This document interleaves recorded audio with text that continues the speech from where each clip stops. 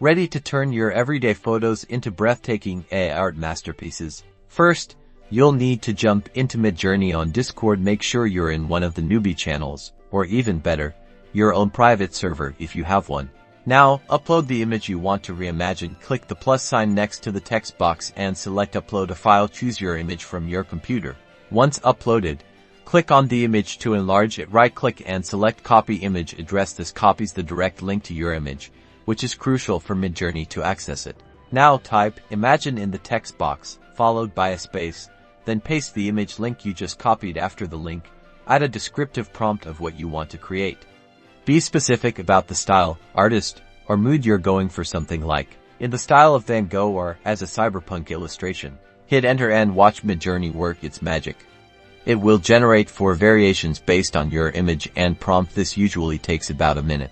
Once generated, you'll see buttons labeled U1, U2, U3, U4 and V1, V2, V3, V4. The U buttons upscale your chosen variation to a higher resolution. Select the U button, which coordinates with the image you like best. And that's it. You've transformed your original image into a stunning piece of AI art. Experiment with different prompts, artists, and styles to unlock endless creative possibilities. Have fun remixing.